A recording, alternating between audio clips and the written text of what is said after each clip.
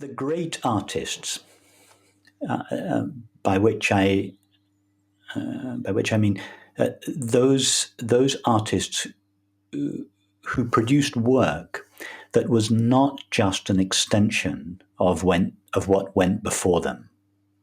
Nothing wrong with that.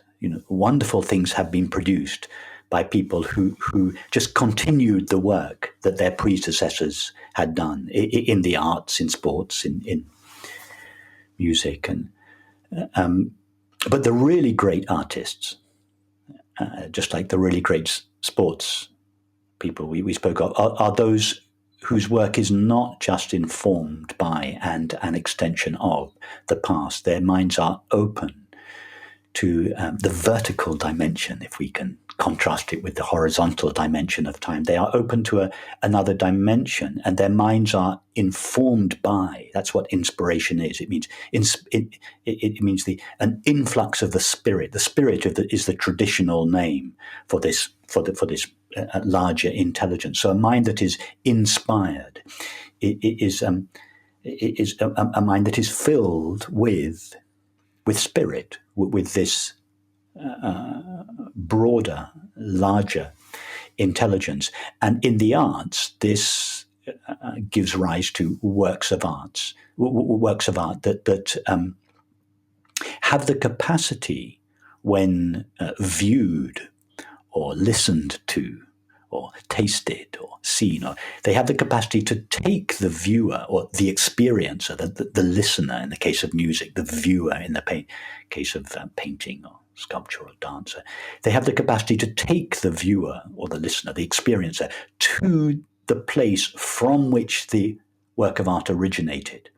So the work of art becomes a kind of portal that gives us access to that larger intelligence from which the work of art proceeded or emanated in the first place.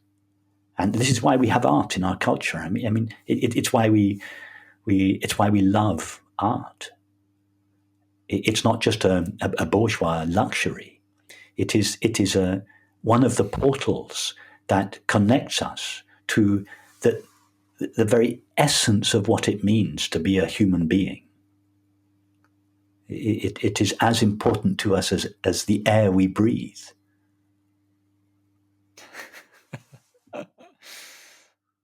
Okay, right. Let's dip it. Haven't directly explored some of the things I'm keen to. So now's a good time as ever to dive in. And I think a good place to start is flow. This idea of flow.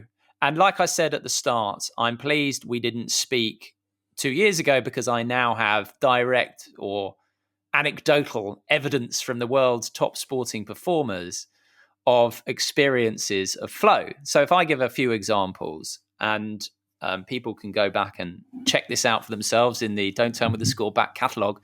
So we have, for example, Johnny Wilkinson. When he kicked the winning drop goal in 2003 to give England the World Cup, a beautiful moment in many people's memories, he said that, and I'm quoting from memory, so it won't be completely accurate, but he had an experience of it wasn't me kicking it, it was a knowing of it. Then we move on to Frankie Dettori. On that day when he rode the Magnificent Seven, the last ride that day was on a horse who was, it was meant to be a complete dud, a complete outsider. And Frankie told me that he didn't put any pressure on himself. And I actually listened back to it this morning. I won't do the Italian accent, but he said something like, it was like I was there, but it was like I wasn't there. And then Damon Hill once, when he was driving at Suzuki with Michael Schumacher bearing down on him. And this wasn't long actually after Ayrton Senna had died. And he said, Ayrton, if you're up there, help me out here. And then he said he, at that point, experienced this moment of it was like I wasn't driving. And then actually, if you listen to what he says, actually, it probably was me, But he had that experience as well. Yeah. And then I had a fascinating conversation with Goldie Sayers, who's a bit of a go-to for me with podcast chats. she's been on a couple of times, and I'm thinking of getting her on again to talk specifically about this, because we had this really interesting chat about flow, and she talked about when at the 2008 Olympics, and she did a throw, and it was like she was observing everything happening in her body in slow motion.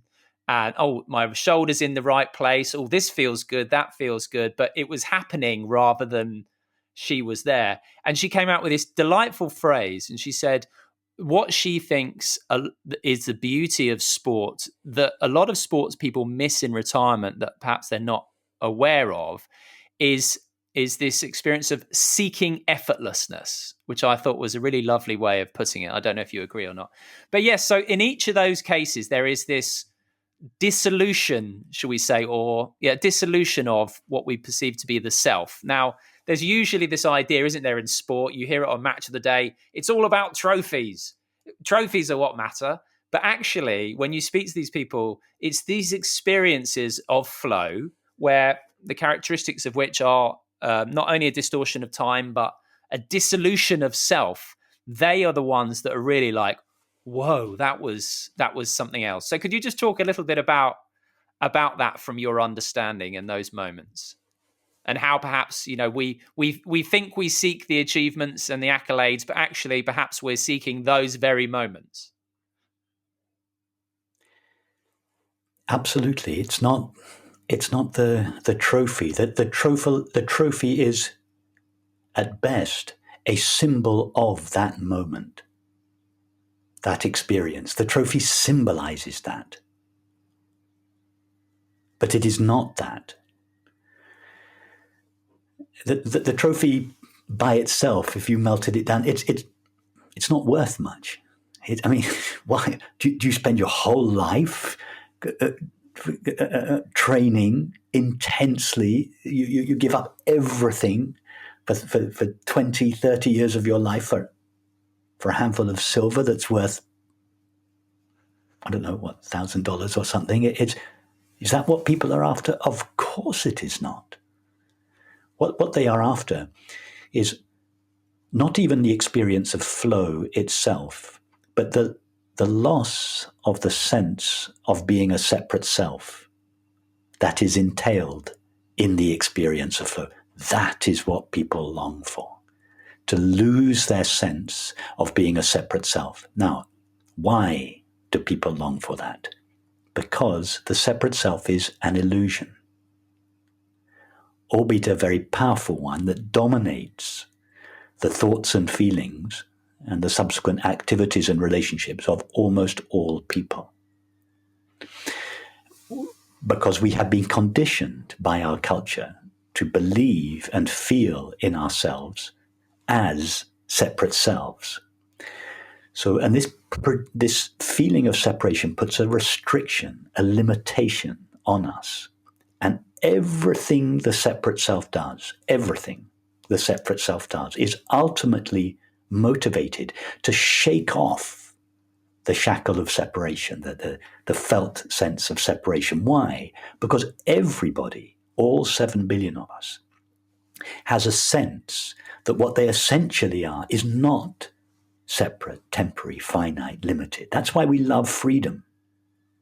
We love freedom because everybody knows that what they are inside is ultimately free. It's why we resist anything that curtails our freedom. So what everybody is really seeking is to be divested of the sense of separation.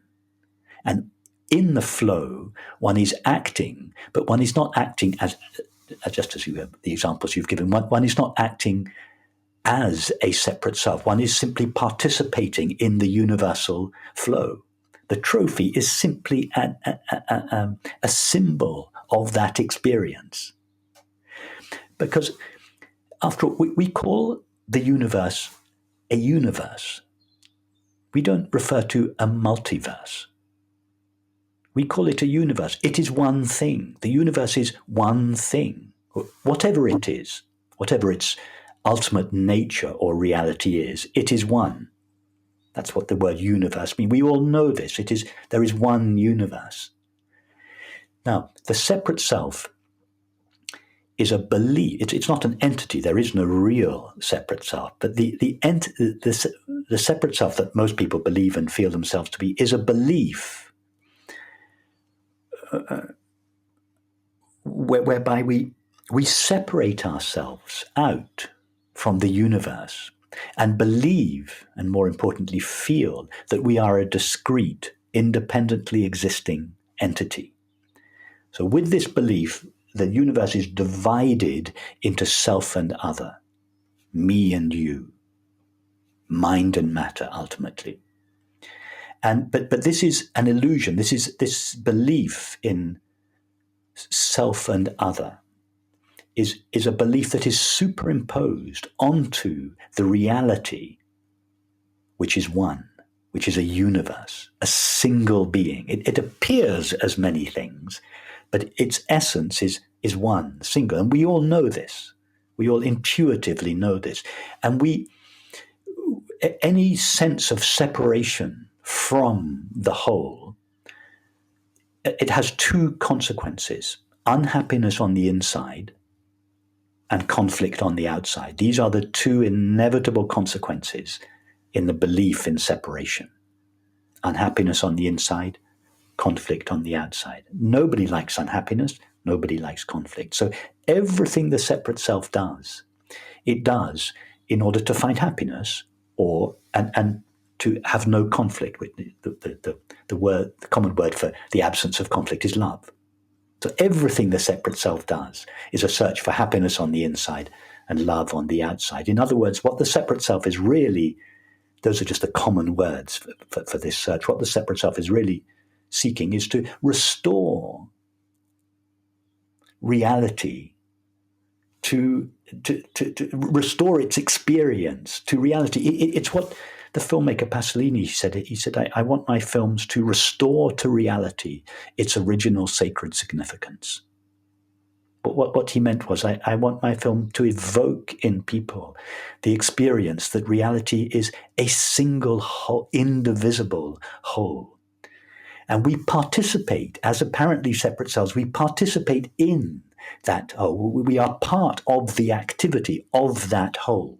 But we never actually exist as a discrete and independently existing entity. We believe we do, and we pay for that belief with our happiness, with our innate happiness.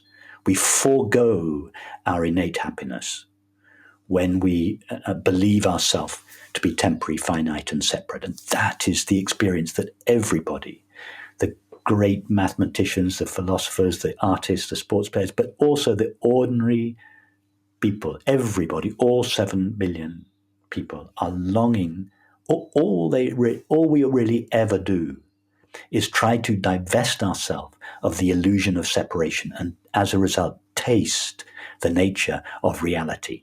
That is what sports people, that's what artists, it's what philosophers, it's what scientists, it's what everybody is seeking, to be divested of the sense of separation.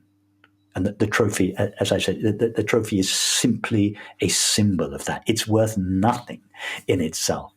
And this is corroborated. All the experiences you described, Johnny Wilkinson, that's that they are in the moment of these heightened performances. They are temporarily divested of the sense of separation, and it's ecstatic. They feel joy, they feel love, they feel peace. Yeah.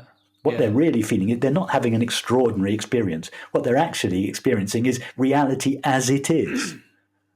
It's not. It only seems extraordinary by contrast with the previous belief in themselves as separate selves.